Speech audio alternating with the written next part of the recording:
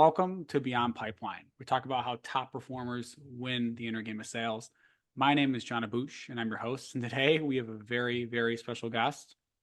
He is one of the youngest coffee masters ever for the Starbucks Coffee Company and has since gone on to work as a cloud sales rep at Oracle, Google, and now Databricks, closing 8 and 9 figure deals. Without further ado, I give you Andy Gotelli.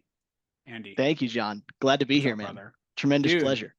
yeah, as I was telling you before this, we just met. I'm super excited to talk to you because you got a lot of wisdom to share on life, sales, and everything in between. I'd love to start with something more simple, just like can you walk us through, or yeah, let's more go back in time to how you even got into sales, and we can go from there. Yeah, man. I mean, how does anyone end up in this bizarre career path? I feel like for many people, sales is like the thing they don't want to do. Like they'll do anything but sales. You know what I mean? Yeah. In fact, I've met a lot of people like who are like when they go to a career fair, they're like, "I'll anything but sales, just no sales." My dad was in sales like my whole life. My grandpa was in sales. So it was never like a dirty word to me. And certainly I went through a period of time where I wanted to do something else. Like I think every college kid has some like very high-minded career path in mind. Mine was I wanted to be a journalist. I went to journalism school. But sales was always really cool to me. I think the kind of like genesis moment in my like childhood was I don't know if you've ever seen the movie Boiler Room with like No, I Vin haven't, but tell Diesel me. and Ben Affleck. Dude, it is a hilarious cringe from the early 2000s, but it's like the story of these guys that run like a corrupt chop shop, like kind of Wolf of Wall Street before Okay. Wolf of Wall Street, and they're like selling shares in worthless companies to people over the phone. And so it's all about being just like the most lethal on the phone, right? Like, and there's all these scenes of like Vin Diesel and Ben Affleck um, on speakerphone in front of the whole office, just like 40 people watching them like close someone for like $1 million, and everyone's like, oh. And I thought that was so cool. And my friends, who I'm like 12 years old with, thought it was not cool. They were like, that would be the worst job in the world. And I would like at sleepovers, I would make like prank phone calls where I would try to like cold call strangers and just like sell them stock in companies that Oh, didn't I love exist, like that. random goods and services that I came up with in my head. Like, so the idea of selling was always just like very cool to me. Again, my dad did it. So like, I think whatever your dad does, you're kind of like, that's tight. Um, in college, I got an internship at Eli Lilly. So I was, which like people say it, call it pharmaceutical sales. You can't really sell in pharma. Like you're not allowed to close anyone. They can't like, it would be very corrupt if you could convince a doctor and they would be like, all right, man, Andy, you win. I'm gonna give everyone Viagra for the next 6 weeks. Like, that's not how it works. But it was like my first real gig of like, you got to make relationships with these customers. You got to deliver a lot of knowledge on like a highly technical product. You got to, all these things. Um, and then I drifted back towards tech and decided that that was because ultimately I was kind of a child of my dad is, my parents are a little younger than I think most people my age. I'm 35. My parents were like in their early 20s when they had me. So my dad was like a kid of the 80s where like he came out of college in the 80s, like Steve Jobs, Silicon, like the true personal computer revolution was occurring. And so I grew up kind of like worshiping at the altar that was like Steve Jobs, be a pirate, all that kind of stuff. Always thought Silicon Valley was so cool. And so coming out of college, I had the opportunity to interview with and get offers from a number of big tech companies. And I blew the first one terribly with my horrendous journey into drug addiction, but eventually I ended up at Oracle. And that's not, I don't think most people would probably not tell you that Oracle is the greatest job in the world, but it's a good place to learn. And I did learn a ton there. And that was really where it kind of got off to its start. Yeah, it sounds like you've had a full journey of just going from like cold calling a little bit as a kid, which I love by the way. Like the proclivity to sell as a kid, I think is a great indicator of like, all right, this kid's gonna end up in sales. That's great. Oh, I yeah. absolutely love that. Um, and then obviously, just find your way into selling Eli Lilly of all things, pharmaceuticals, and then I have Yeah, dude, obviously Cialis, man. Cialis of all things. I think Oh, it's just yeah. yeah, it's an interesting journey. What we can dive right into it. You mentioned, drug addiction, things like that. I think when someone looks at, and even I had this the impression when I looked at your resume or your LinkedIn profile, I'm like, holy shit, this guy's gone from Oracle to Google to Databricks. I know you personally through Chris Bussing, shout out. Like I've heard amazing things, like you're closing huge deals. I'm like this guy did it all right from a career perspective on paper, but it sounds like you've also had some challenges. Like, can you walk us through what that period of your life was like and how you turned it around? Yeah, man. I mean, I think especially in my generation, like the opioid crisis kind of it touched everyone, whether it was personally or like, you probably know someone or you know someone that knows someone Yeah, that was totally. personally affected by the opioid epidemic. And it was just so widespread. Um, so for me, uh, I definitely just have kind of the classic like ultra privileged upbringing. Like I was Okay. born to a incredibly well-off family, like nothing crazy rich or anything, but just like very secure, right? Like I had two parents, two-parent household, incredibly loving. I was born and like looking back now, especially like I look at it with the perspective of now I'm a father and I have a son. My son is autistic, and I look at my own background. I'm like, man, I'm probably like flirting with some end of the spectrum a little bit, and that just wasn't really a thing in the early '90s. Like they just didn't evaluate if you could talk and you could do Could well in walk. school. Yeah. They were not like evaluating you for any kind of anything. And so I just kind of walked around for the first 18 years of my life, like kind of not being challenged by much, didn't have that much real adversity, and two, carrying like I would say a higher degree of internal insecurity than I think even your average teenager does, which is pretty significant. Like I think Hmm. everyone when they're like 15 is pretty insecure. Totally. But me, I think that was dialed up pretty significantly, and my internal dialogue was not super healthy. Obviously, like a route that many people in that situation take is to find substances that will kind of turn the volume down on that Got it. overthinking and overanalysis. And I've always been a person that's just like incredibly passionate about everything that I'm into. It's now that I again now that I have a son with autism, I know it's called hyperfixation, but like always at 10 or 2. And that's kind of how I was living every single day. And drugs were really a method by which I could exist in a room by myself. I needed constant social validation, social stimuli, um, for other people to tell me that I was cool, that I was a good person, that I had accomplished things, that I was successful. I went through a several year period of my life where I couldn't shave in the mirror. I had to shave in the shower because I just could not bear to look into the mirror that long. That was just not doable for me. Um, and then drugs, like once you're on the hard end of the spectrum of drugs, man, like that shit catches up to you pretty quickly. Especially like if you don't have the a ton of resources, like you need. I mean, by 2012, 13, Oxycontin was $1 a milligram, and a good habit is probably 100 milligrams a day. So just not to get sick, you're not even getting high. You're just not getting sick for $100 a day. Well, if you're a BDR at Oracle or Red Hat at those times, you're making 35, 40 grand a year. Like $100 a day is not you're not making that. So um, I just kind of ran into the wall, man. I eventually got to a point where I had lost my first job. My first job I took right out of college was at Red Hat. I lost that job due to my addiction. I lost my college girlfriend, which I just put her through every bit of drama you can possibly imagine. And I was really fortunate again to have a family and the resources and a job that had insurance that would allow for me to go seek treatment. Um, and that internal, getting sober requires a tremendous amount of kind of turning internally and looking at, okay, what do you like about yourself? Why are you doing these things? What is the hole that you're trying to fill? With anything, with girls, with drugs, with whatever it is. And coming out of that, uh, frankly, I felt very prepared for the work that I do now because I think one thing that a lot of people in our role struggle with is kind of the adversity and rejection that we deal with kind of every day. And frankly, compared to where I had been prior to that, like these are all kind of gravy days. You know what I mean? So like it makes this situation and role significantly easier for me than it had been previously.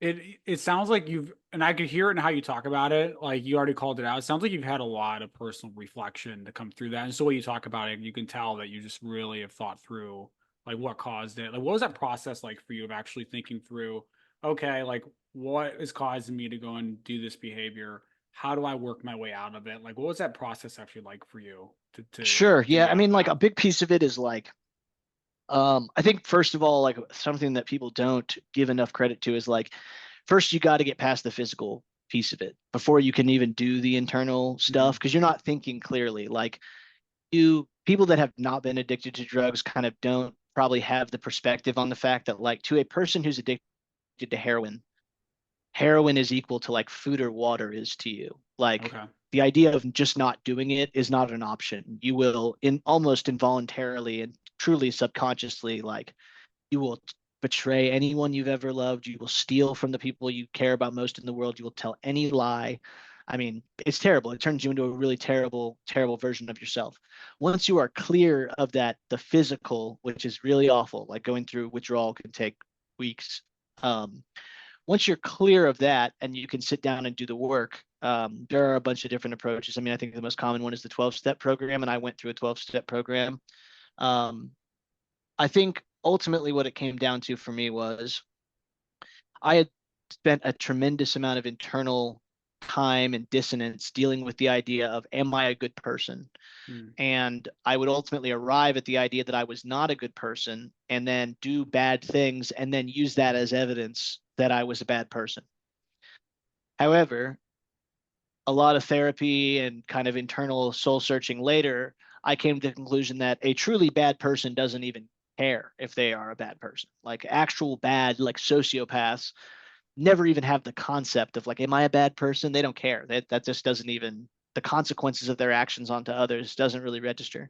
And so even in that moment, by me considering whether or not I was or was not a bad person and caring about that answer proved that I was on some level not that terrible of a person. And Hmm. I realized that all through those years of doing anything negative, I knew what the right thing to do was. I was just not doing it. And so all that had to happen for the kind of two versions of me to kind of like overlap and be okay was I just needed to like do what I knew the whole time to be the correct thing.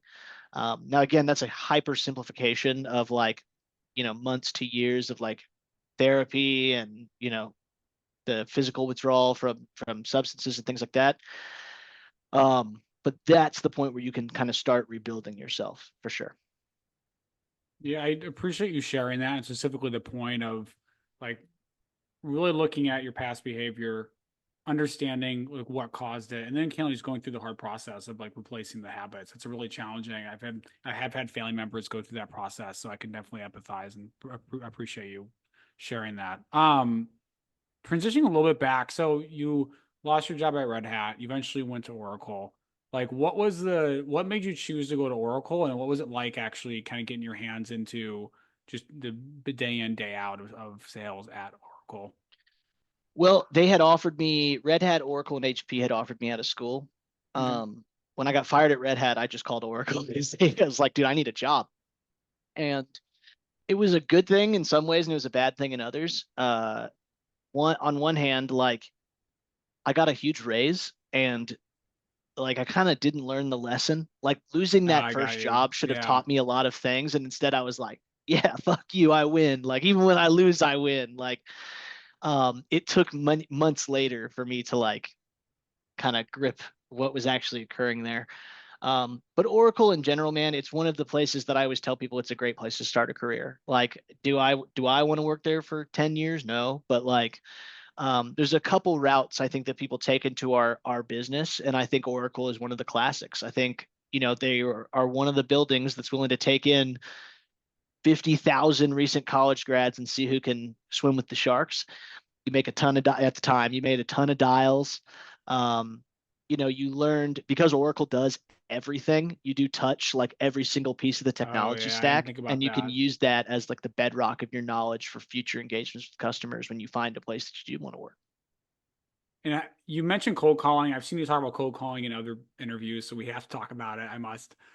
What was it like for you to learn how to cold call and overcome the I'll call it the emotional friction of cold calling? Like let's talk about that. It's that's such a funny subject now because I feel like I know for a fact it's done less than it's ever been done in the history of our industry. Like I call customers all the time who tell me I'm the only sales call they've gotten that week. Like they That's don't get, wild. yeah, That's like wild. they're getting more emails than ever before and less phone calls than ever before.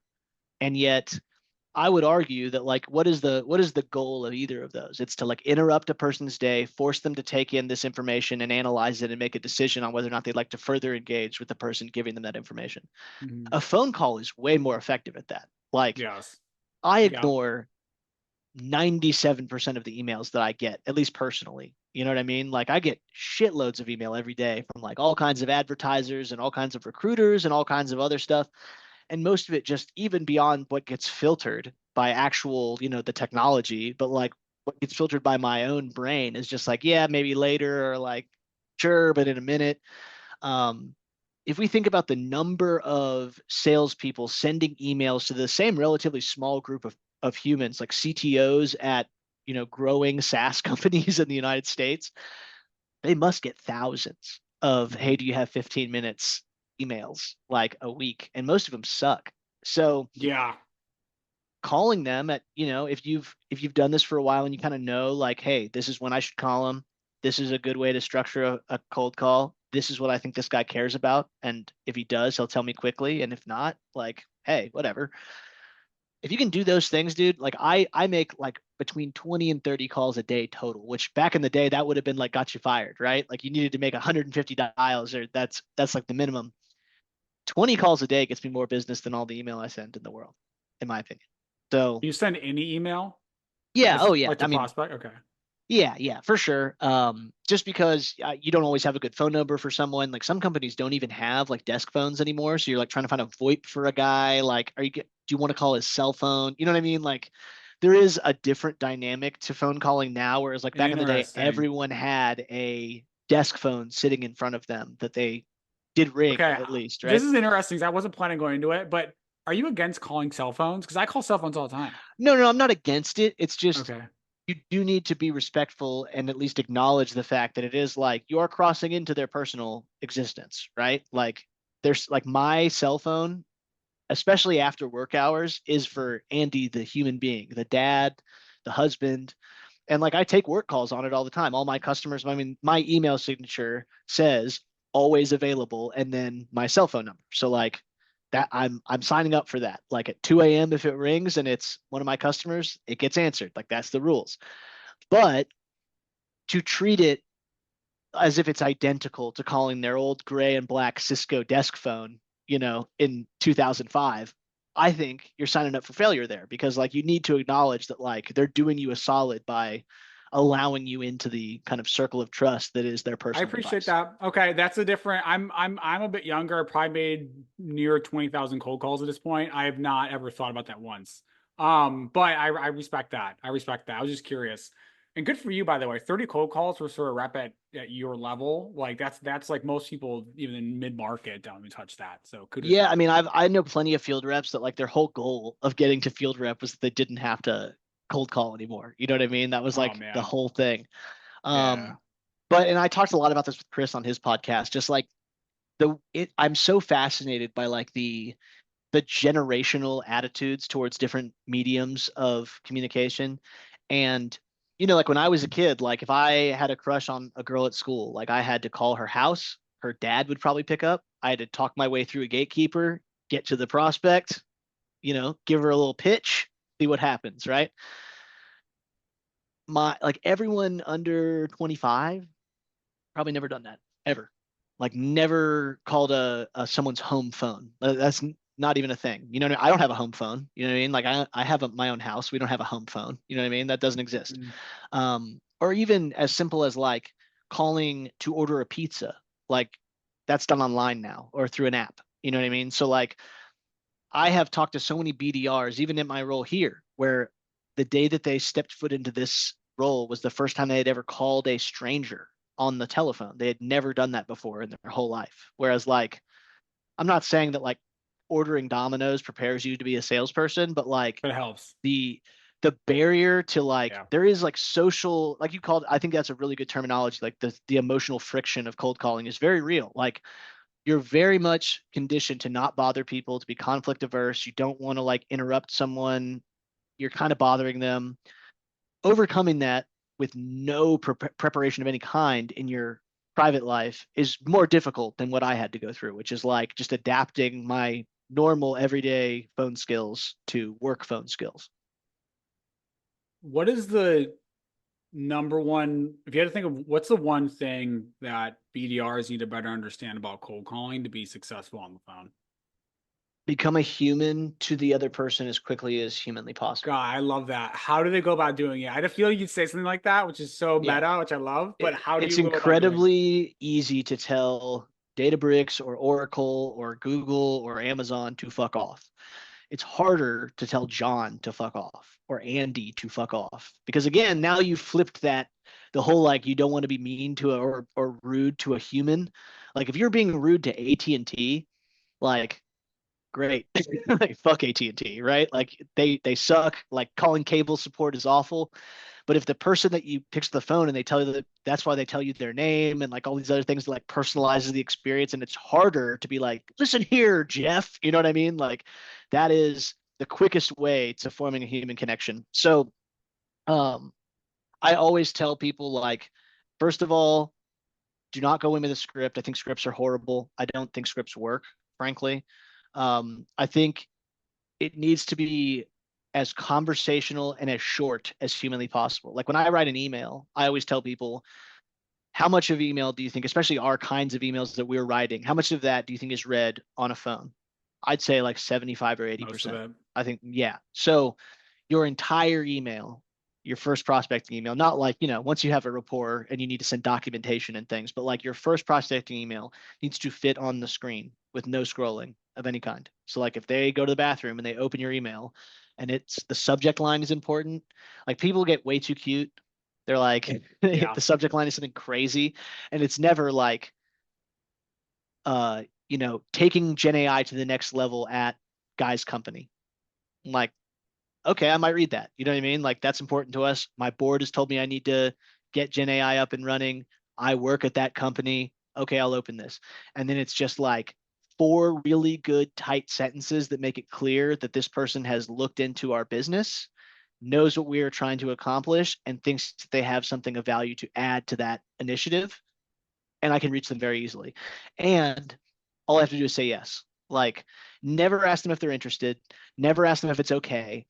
You want to have the fewest number of steps between you and the meeting as possible. So like a lot of people will do the thing where they're like, would it be okay for us to meet? And then the guy will say yes. And then you'll say, okay, how about next Tuesday? And then he goes, yeah, that sounds great. Instead, in the first email, you'd be like, are you available next Tuesday? And then all he has to do is be like, yeah, sure. That's it. Like there's so many of those little tiny things you learn just by doing many times. So that's one. But yes, from a cold call perspective, I think the two biggest things are one, just as a general concept, become human as quickly as humanly possible, and two, like develop the ability to actively listen. Like so many people get on the phone and they just vomit. Like they start spewing, and it might Yeah. be good stuff. Like they're good at pitching the value proposition of wherever they work, and that's a valuable skill. Because many times someone will be like, "What does Databricks even do?" And you're going to have to be able to like either whiteboard or whatever, like talk them through what you even do. But in many cold call situations, you need to be able to ask questions, really listen to the responses, and use that information either to formulate your own response, ask another question, or know when to pull the ripcord. Like I have cold called guys and they're so conflict averse and don't want to like be a jerk to me that they'll stay on the phone and be like, yeah, of course. And they'll talk to me, but I can tell that I'm like interrupting something. And I'm like, hey man, um, you know, is are you sure now's a good time? Like if there's something going on, I don't want to take, I can always call you back. And they'll be like, you know what, my kid is sick and I'm trying to, I'm like, dude, I got kids too, don't worry about it. And like that is a like for you to proactively give up your opportunity in front of them is such a huge trust and rapport building moment for that relationship. Um, it's the same thing as like later in a deal cycle when you have the opportunity to close a deal and you don't take it because you actively say like, you know what, actually, like I truly think that there's a better deal for you later if we don't sign this. Like you forego compensation in front of them. Very few people even see it. Like I've had executives be like, I've never seen a rep not take my signature before. And every huge deal I've ever done started like that. It was always like there was a deal. I said, don't sign this. We'll get you a better one later. They're like, holy shit. And then $150 million later. Can you tell me about a time where you've done that somewhat recently, or it's just resulted in a larger deal? Because I think that's going to be just a huge topic. Yeah, man. I mean, like I've had, I worked on, I was really lucky at Google. I got to cover like a similar book of business for many, many years. And I think that's a rarity these days. They want to like turn over new reps on new Don't accounts get every me six started on months or a that. year. Don't get me started on that. As someone who I works know. I feel outbound, your pain. don't I get me feel your started. pain. But at Google, I did get to like build the book from nothing and keep the accounts. Okay. And that was really, really special. It let me develop like multi-year relationships with uh, customers who I was able to like really connect with over the course of, because they weren't getting a new guy all the time, right? And when you have that kind of runway, that affords you the opportunity to make moves like that. Because if like you're losing the account in December and there's a deal on the table in September, you can't be like, you know what I mean? I'm not telling you to go out there and be like, don't sign this when like there is no next deal because you're losing them in January. But if you do get to keep them long term, many times like one of the greatest rapport building moments that you can possibly have is to be able to say like, hey, like we have built this deal out, and I'm sure that Databricks wouldn't want me saying this, but I think if you wait, if we bring on another couple of these workloads and we show you similar results to the work we've already done with ML Ops and these guys, you're going to save a lot more money. We'll be able to get you a better discount, and you'll end up having a much better agreement in place in November than you will today in March. And they sometimes that's very like it takes them off balance because they're there to sign, they're ready, and they are kind of like, this guy doesn't want my money. And then they're like, well, what does he want? And you're moving them towards the idea that what you want is for them to win because that's how you win. And once you are both on the same side, once you have truly positioned yourself as like, my job is to advocate for you internally at this big company, and all I do is make sure that you have what you need internally here, you get whatever you want. Interesting. How how did you come about understanding that I'm gonna call it a psychological principle in sales? Yeah, I'd say it really one, it came about kind of by accident in that I watched at Oracle, I saw several deals get done that shouldn't have been because it was like there's money on the table, kill it. Like, fill and kill right now. And then long term, I'd say that we'd never get business with that customer again. And I was like, there's got to be a way to like not go through this where it's like we get the 100K deal and we lose the $2 million deal. Why does that keep happening? And in fact, one of my really good friends, the only other guy from Texas Tech who was in my class up program with me at Oracle, we were on the public sector teams. We were all assigned like states. So like state and local government of blank. So he had Oklahoma. And I feel so bad for this guy. This was at the time where Oracle was really turning over into like the very audit focused organization it became for a while, where it was like, oh, you're out of compliance, we're going to kind of strong arm you into signing a huge commit with us. And the guy that had the spot previous to him he had audited the state of Oklahoma, found them out of compliance by $3 million. So Oklahoma had to pay Oracle $3 million. The state government of Oklahoma signed a bill that they would not do business with Oracle for 5 years because of that, how they handled that. They strong armed it, felt extortionate, etc. So my buddy, brand new, right out of college, sits down in this seat, and his only customer is legally barred from doing business with him. Like, how's he supposed to fucking do the job? And I was just like, man, this just can't be how it's done, dude. This just can't be how it's done. Um, so I saw it done the wrong way, just too many times to count. And then the first time that I had a deal on the table where it was like our solution could work, but it wasn't what was best. And my engineer at the time mentioned like really they should be using, and it was a competing solution. I was like, oh no. Like my immediate gut reaction having spent like years in at Oracle, was like afraid they don't find that out, right? Like you just have to hope you can close this deal before they figure out. Um, but thinking about it, I was like, man, what's going to happen if we sign this deal and then they found that out? They'll never buy anything from me personally again because they'll question my character. And certainly, like this was at a time period where things were already moving towards kind of the cloud consumption model. And so the days of like that kind of attitude would sort of work when you were signing one big contract and then it's like, hey man, if it doesn't work out, too bad, so sad. I already got your money. Well, now every month you got to re-earn this customer's business and they can move to another solution kind of at will. It's very easy. And so I decided to just tell them the truth. And they did use that solution, but in the long run, they were like, hey, I can trust Andy. Like if I bring him a technological problem, he will tell me the correct solution, even if it's not his. And that gets you something much more valuable, likely, than that one single deal, which is first swipe at every deal. And you'll win more than you'll lose in those scenarios. If you get to take a run at like 10 different projects and you win 4 of them, that's way more valuable than, one contract that you may have gotten short term. So that's really the logic behind it. And I do think it's tough to do, especially at the beginning of your career when you don't have any wins under your belt. You're like, Yeah. I'm just so thirsty to put a run on the board. Yeah. But long term, it's the kind of thinking you have to start doing. It's the strategic thinking that goes into being like a high level player in the game. And when you say, how can people apply that type of thinking if they're like a mid market or like SMB rep, where like there's probably only like one contract to be had, right? How does that apply? It might not be doing that, but it might be some other long term thinking, maybe strategies you have, because I think you do a really good job of that. So, like, how can they apply what you just mentioned? And if that's not necessarily applicable, how can reps in those positions start thinking more long term with their accounts?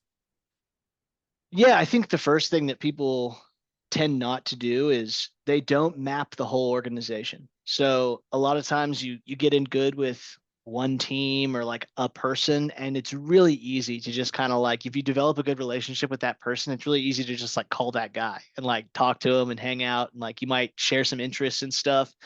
Um, but that has two really big downsides. One, you're pigeonholing yourself into like one organization within a broader, even at like mid-market companies, like they often have like 5, 6, 7 teams that you could be Mhm. engaged with, and you're not. Second is, what if that guy leaves and you've developed no network outside of him? Like you might really feel like you have great relationships at XYZ company because you and Jeff get along really well. And then Jeff leaves and you are basically cold calling this company again because you have not made any other connections.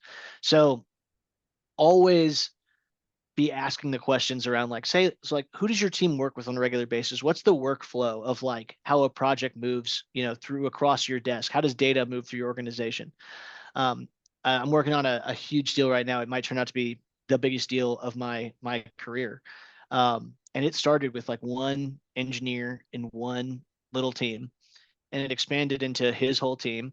And then, okay, well, where does that data come from that you guys use to train these models? Well, we Oh, get it's them just so from our good. research organization. And then, okay, cool, pull them in.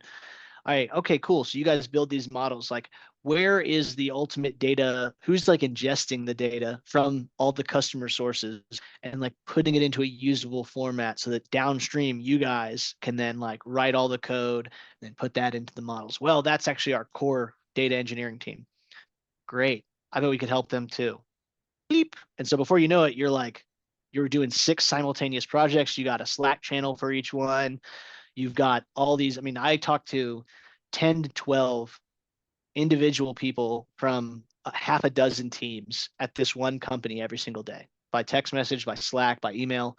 Um, and so even if like there's an issue with leadership or like, their CTO doesn't want to do this project or whatever, like I've got such a broad network. I can bubble up. I can send one text message or a group chat message and be like, hey, like I really need your guys' help. We got to put pressure on, this because he's not wanting to implement X. And they're like, cool. And tomorrow morning at the staff meeting, they're all pushing my propaganda into into this organization. So it's like that's how you win, man. It's like you can have your one champion and that can be successful many places, but will always be successful if you have like a broad base of support throughout the organization. And that's like the high level stuff, man. That's what really good folks do.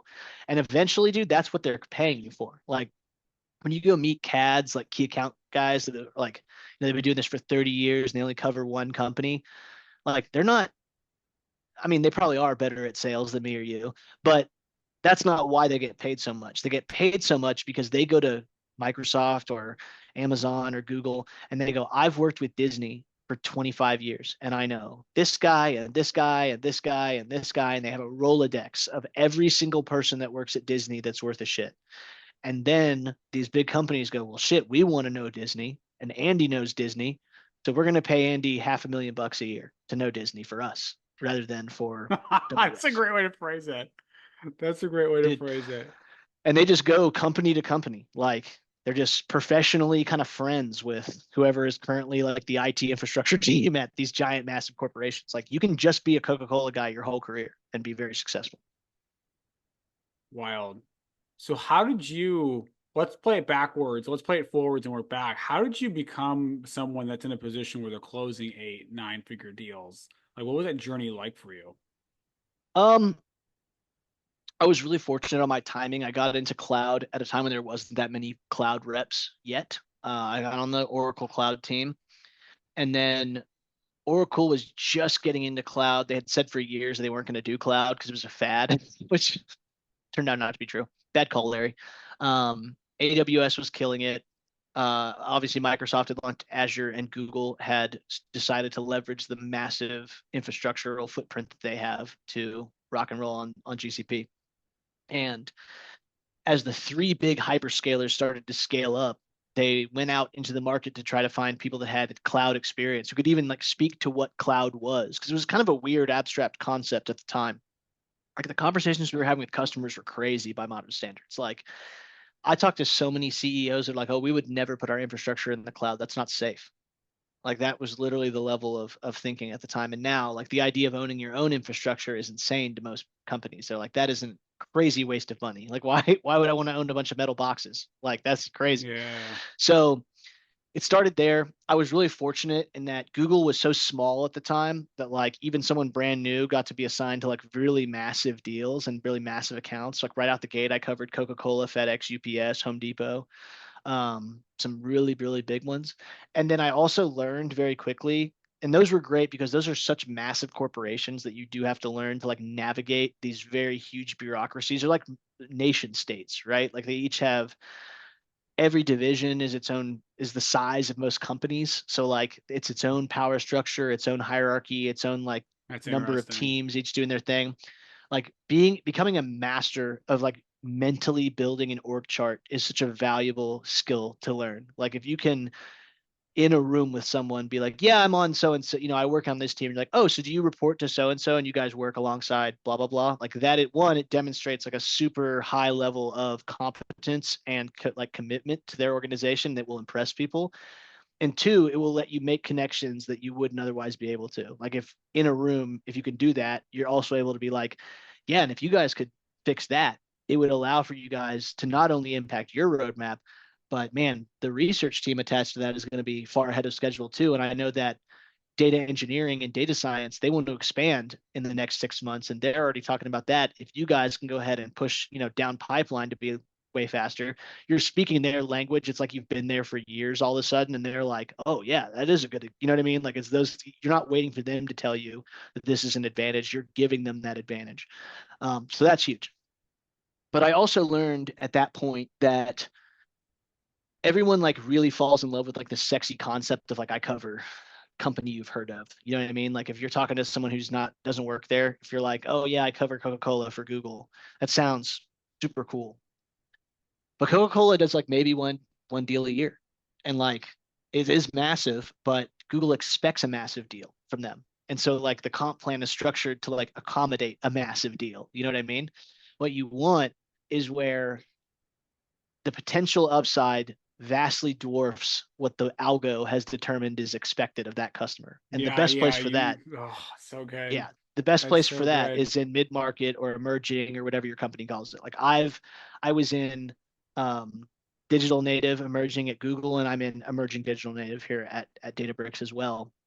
because like at Google, I did like some 17, $25 million deals that paid me like 30 grand. And now I could do a, if I did a $10 million deal in this seat right here, I'd make two and a half. So like Dude. the comp plan's just, and how many, here's the other thing I always ask people, like how many $1 billion deals get done a year by these companies? Like, not none, but like three, five, seven. And then if you do one of those, how many more are you going to do in your career? Like maybe two, you know what I mean? Like if you're the best in the world, you might touch like a couple of those in your whole career.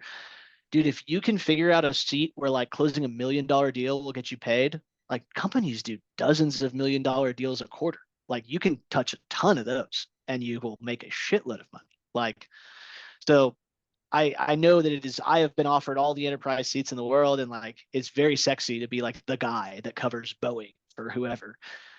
But the money is in covering companies that no one's ever heard of, because there's a ton of value in those companies from an upside perspective.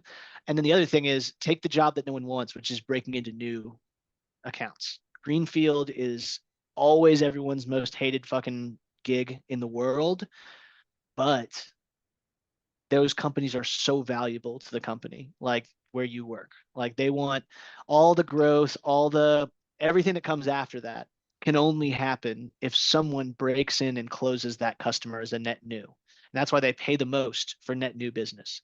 Like at Databricks, the highest rate of return for a rep is like if you can close, get a customer to spend dollars on the platform and then sign a deal as a net new customer. That's the most you'll ever make from them. After that, it all goes down.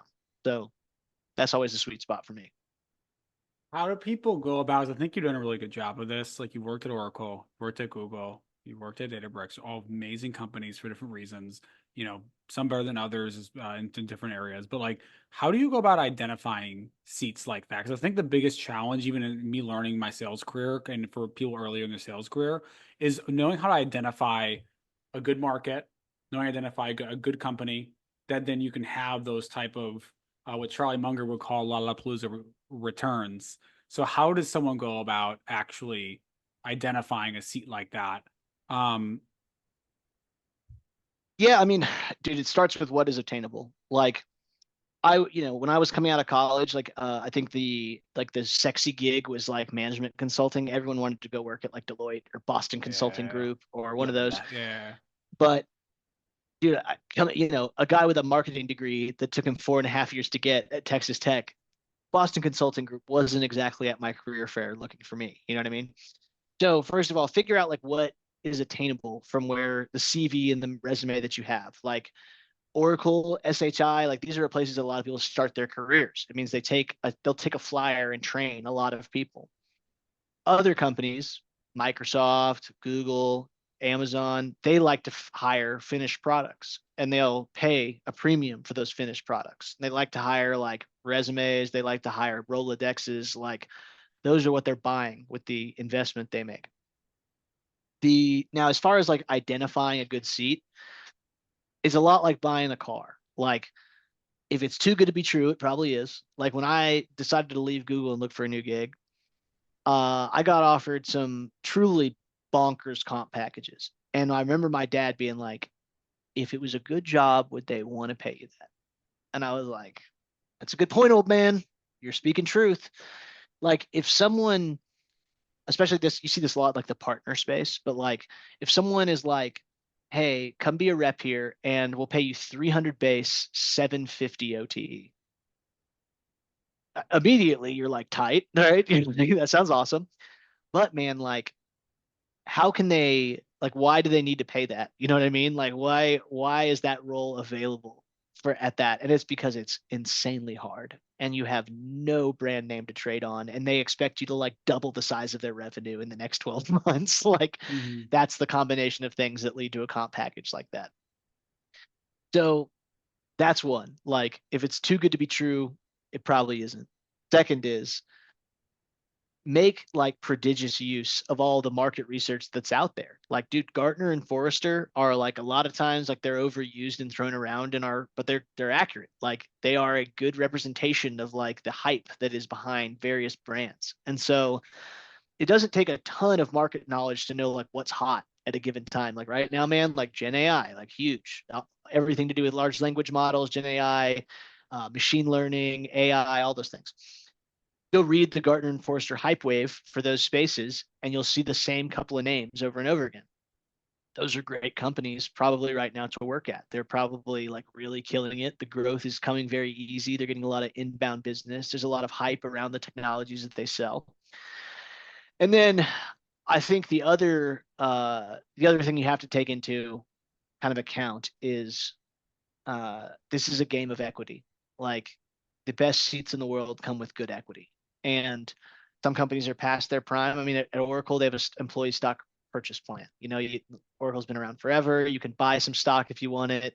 I wouldn't, but you can. Um, Google, a little newer. You get a nice grant. You get a refresh every year. Databricks, even newer, not public yet. You get those refreshes.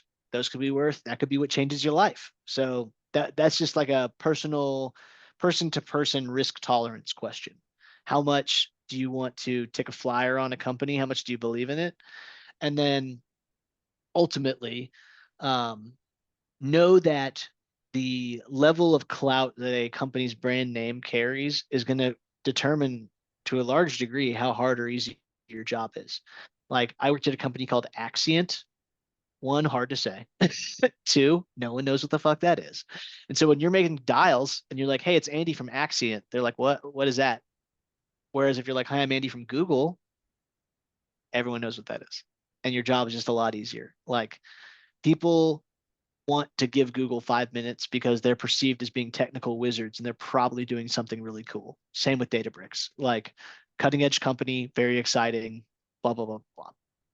So finding those companies that not only are good for you personally from a comp perspective, from a quality of life perspective, but also make the day-to-day job a little easier, I think carry a lot of value because ultimately you're the one that has to do the job every day. And if the company is like, hey, yeah, we'll pay you a ton of cash. By the way, our CEO was on camera clubbing baby seals to death last week. That's probably gonna be tough. You know what I mean? Yeah, the key things I pulled from there are understand one, like what is within your domain of potentially possibility. While I think most things are possible, I think some things are more immediately possible than others. So understand that. And then once you understand that, it's like, okay, find a company that you align with the values, which usually are going to be a good brand name. Find a company that is a trending technology, which you can find from either Forrester, Gartner reports, using some common sense. So again, like right now, it'd be Gen AI. I was going to ask you Yeah, about or that. Of talk like, to people. Like they're tech yeah, tech people love talking about tech. You know what I mean? Like hang go out. Yeah, ask one of your exactly. friends that knows about this stuff. And when it comes to like what's possible, I don't want to like kill people's dreams of working at their dream company. But it But takes like I'll time, give you dude.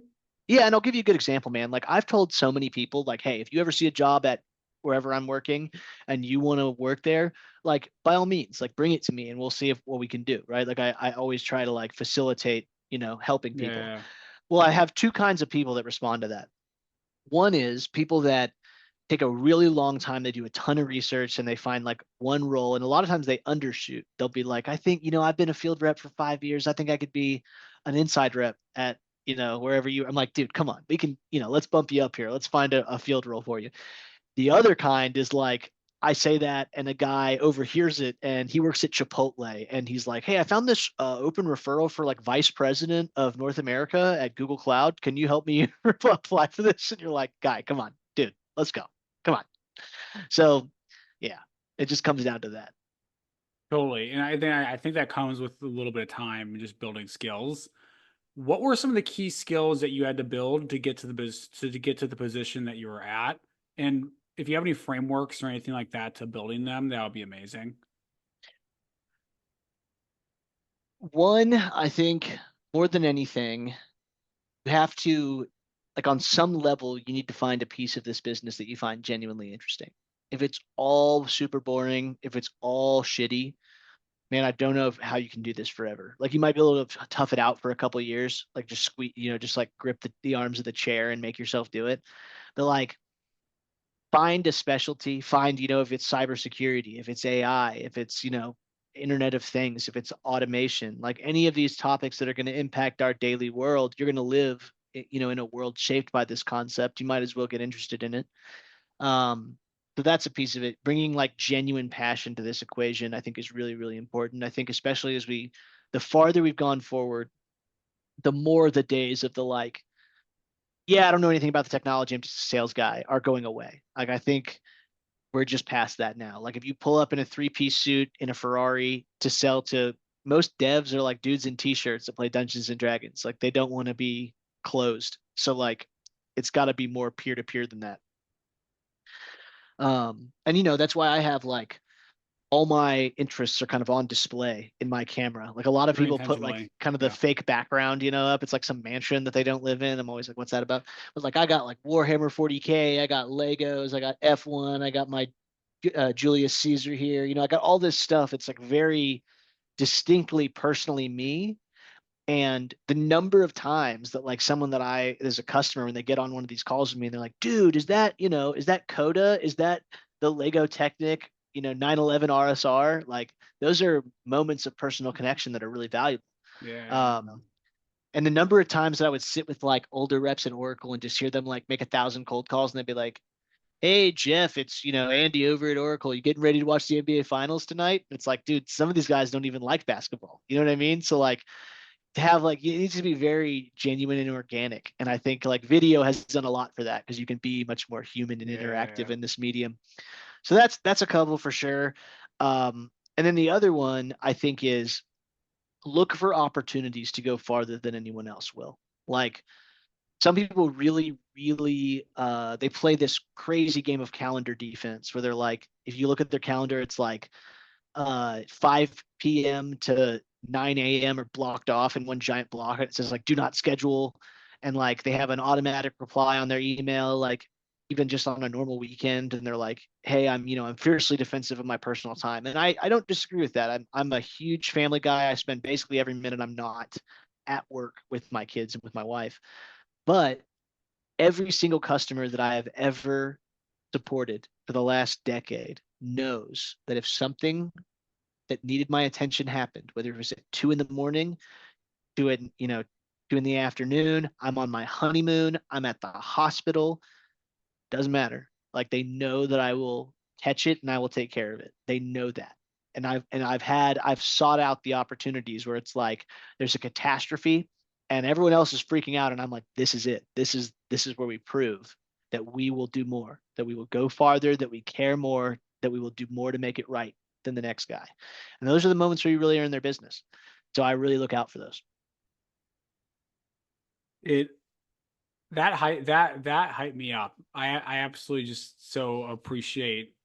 Yeah, that just like that got me excited. That got me I mean, you don't excited. want to like root for your customer to like endure No, tragedy, no, right? but You're not like, I I hope they love go the down tonight. mindset. But Like yeah, I yeah. really I appreciate the whole time you had me. I was like I appreciate the mindset. Like find a way to do more than anyone else will. Right? Really find something that you're passionate about.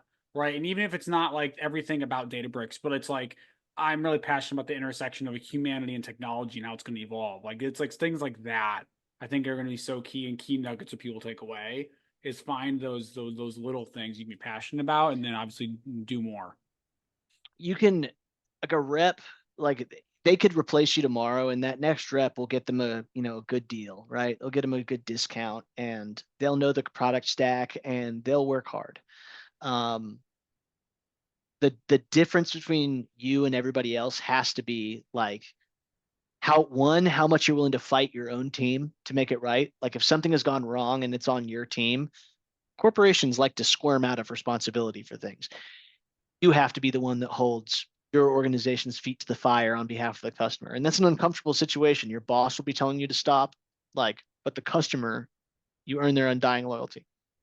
Second is um, you will connect with customers over non-work related stuff way before you will connect with them about work related stuff. Like no customer's ever been like, oh dude, I love Andy, dude. He knows the Databricks product book so well. You know what I mean? They're always like, dude, I love Andy. Like I always get to talk to them about the Cowboys with him or about like Warhammer, or he took me shooting when we went to Austin, or like, yeah, just like a million of my other little weird obsessions outside of, can I help you build a cool data lake house in your environment tomorrow? Like, and I want to do that, but like humans don't connect over things like that. They connect over everything but that. And then ultimately, when it's time to do business, humans want to do business with people they already trust on a personal level. And so Yeah, they'll reach for you because you are a guy they like. That's the equation.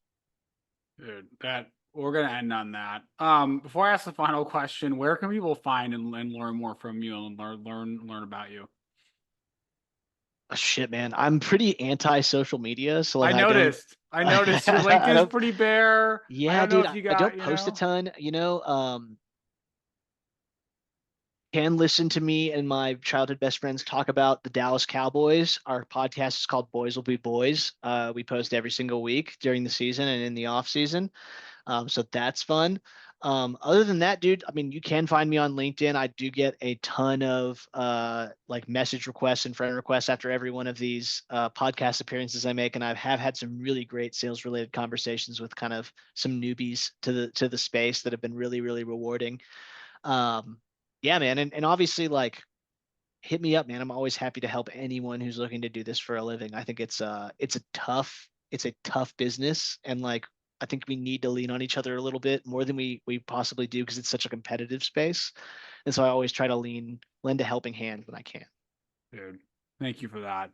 The final question is, if someone was not able to listen to this interview, and let's say they're an their current AE or they want to become an AE and learn and grow and grow through the ladder, what is one piece of advice that you would have for them? If they weren't able to listen to this interview, they could only listen to what you're about to say now.